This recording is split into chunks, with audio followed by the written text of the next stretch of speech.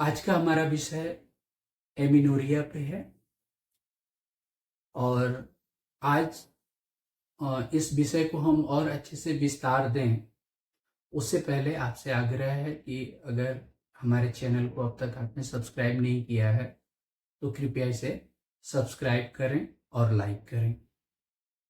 Doctor Shriya Tripathi ji. जी sir, आज हम जानेंगे कि एमिनोरिया होता क्या है और इसको हम कैसे समझेंगे। तो सर आप इसको विस्तार में समझाएं।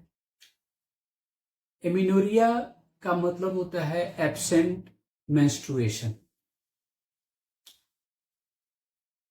फीमेल्स में मेंस्ट्रुएशन एक जीवन का अहम हिस्सा होता है जो रिप्रोडक्टिव लाइफ में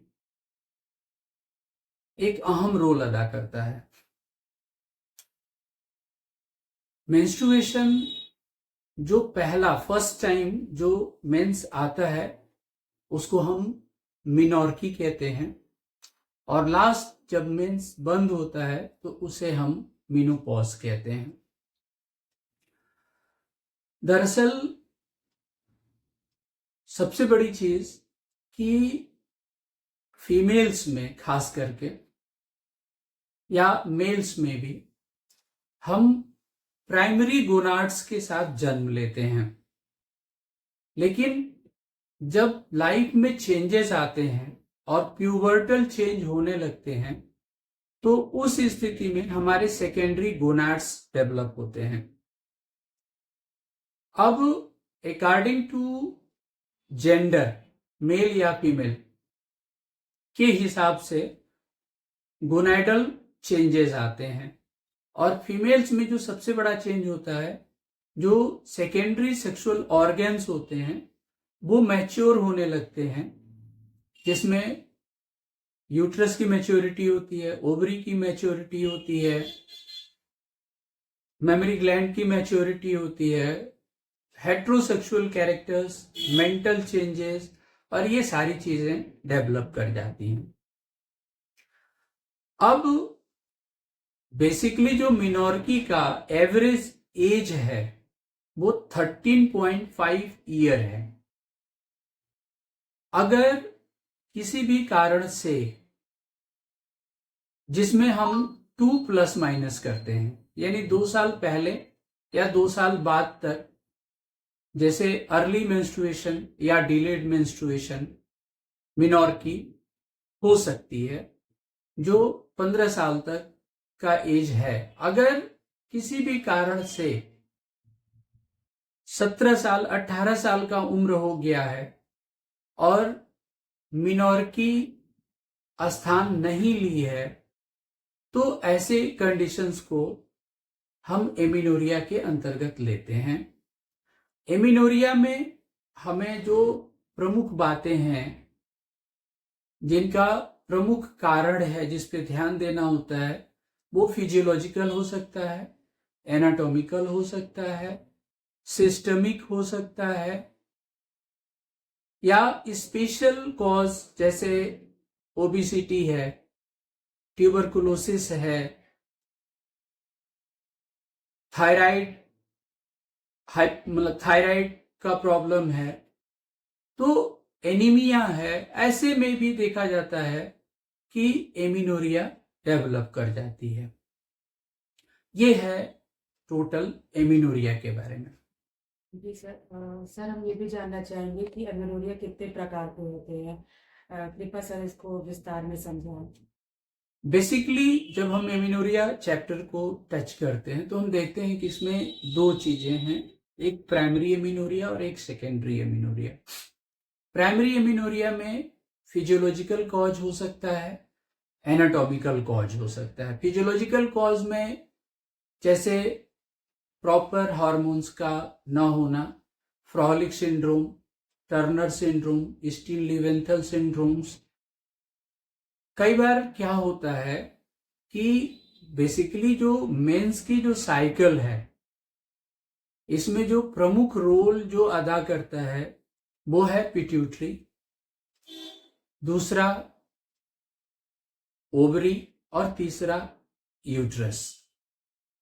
अब अगर पिट्यूटरी टू ओवरी का चेन बिगड़ता है तो भी हमारा मेंस्ट्रुअल साइकिल हेल्ड नहीं होता है। अगर ओवरी टू यूट्रस का चेन बिगड़ता है तो भी नहीं होता है, या पिट्यूटरी टू यूट्रस का चेन बिगड़ता है तो भी नहीं होता है। तो ये हार्मोनल कारण कहीं न कहीं से, फिजियोलॉजिकल कारण कहीं न कहीं से ये सारे बन जाते हैं। एनाटॉमिकल कारण में कई बार देखा जाता है कि due to congenitally uterus develop ही नहीं होता है, एब्सेंट यूट्रस होता है, नॉन कैनलाइज्ड यूट्रस होता है, रूडिमेंट्री यूट्रस होता है। कई बार स्ट्रक्चरल चेंज होता है जिसमें यूट्रस बाईपार्सिएटा, ट्राईपार्सिएटा, मल्टीपार्सिएटा होता है, या बाई कार्नुएटा, ट्राई कार्नुएटा, मल्टी कार्नुएटा, कार्नुएट होता है।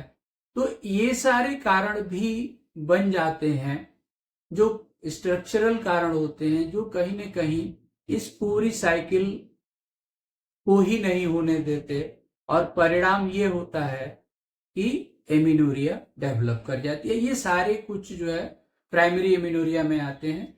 और कंसीविंग यानी प्रेगनेंसी भी अगर कंसीव होती है तो वहां पे भी primary amenorrhoea, naturally physiological amenorrhoea भी हम उसको कहते हैं, वो डेवलप होती है। सेकेंडरी एमिनोरिया में मेंस स्टार्ट हुआ, 1 2 3 साइकिल हुआ, और उसके बाद मेंस का न होना, जिसमें पैथोलॉजिकल कॉज हो सकता है, स्ट्रक्चरल कॉज हो सकता है, और भी डिजीज टू कंडीशन कॉज हो सकता है, जैसे कोई ट्यूमर का ग्रोथ हो जाना, कैंसर का डेवलप हो जाना, ट्यूबरकुलोसिस का होना, ओबेसिटी का होना, और तरह के थायराइड का डिसऑर्डर होना। तो ये सारे कारण भी बन जाते हैं जो एमिनोरिया को कहीं न कहीं कॉज करते हैं। और आज के डेट में तो जो हमारा जीवन रहन सहन है, ये भी एक बड़ा इसमें फैक्टर रोल अदा करता है।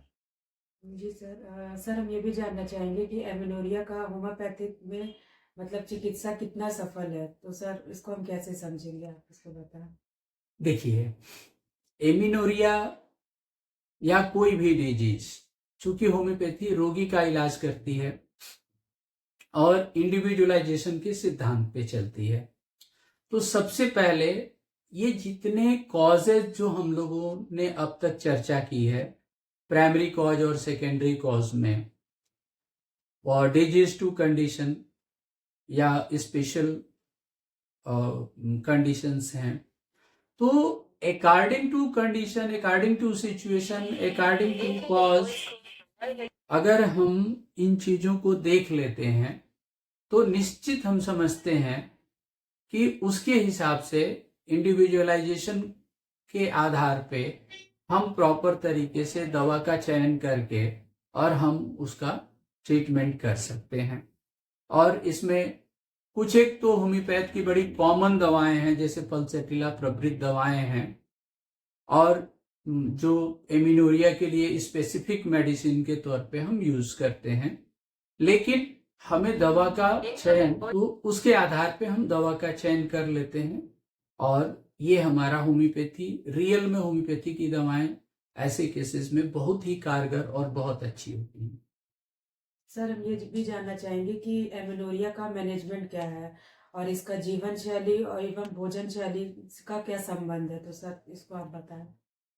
देखिए, आजकल जो सबसे बड़ी चीज है कि जो लाइफ स्टाइल प्रॉब्लम है, तो लाइफ स्टाइल कहीं न कहीं आपके मन को प्रभावित करता है, और मन एंडोक्राइन, एक्सोक्राइन ग्लैंड्स को प्रभावित करता है, और इससे हार्मोनल चेंजेस बहुत सारे आ जाते हैं।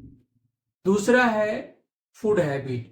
आजकल जो फास्ट फूड हैबिट है, और खास करके प्रिजर्वेटिव फूड्स, जिसमें प्रिजर्वेटिव केमिकल्स भी पड़े हुए हैं, और साथ में लोग फूड को टेस्टी बनाने के लिए भी तमाम सारे केमिकल्स का प्रयोग कर रहे हैं। उसके बाद जैसे हम और भी खाने पीने में कुछ ऐसी चीजें जिनका हम प्रयोग कर रहे हैं, जो कहीं ना कहीं हमारे साइकिल को, मेंस्ट्रुअल साइकिल को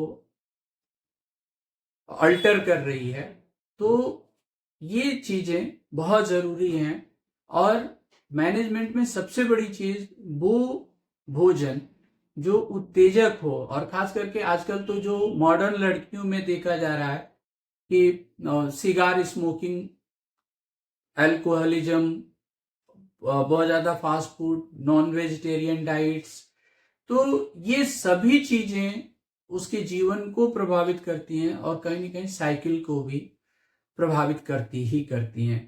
और एक बात जो मैं कहना चाहता हूँ, खास करके जो एथलीट गर्ल्स हैं, प्लेयर्स हैं, वो लोग अपनी फिटनेस को बनाए रखने के लिए कुछ कुछ रिस्ट्रिक्टेड चीजों का भी सेवन कर लेते हैं, और कुछ ऐसी हार्मोन्स या मेडिसिन्स या इस तरह की चीजें भी यूज करते हैं। तो वैसे में भी अक्सर देखा जाता है कि एथलेटिक गर्ल्स में एमिनोरिया का कंडीशन बहुत ज्यादा पाया जाता है और इरेगुलरिटीज भी मेंस्ट्रुएशन में रहती है। धन्यवाद। उम्मीद है आपको ये वीडियो पसंद आएगा। एमिनोरिया जो कि बहुत ही महिलाओं के लिए बहुत मतलब अहम टॉपिक है, तो उसको विस्तार से समझाने के लिए सर बहुत बहुत धन्यवाद आपका। आपको भी बहुत बहुत धन्यवाद। Thank you.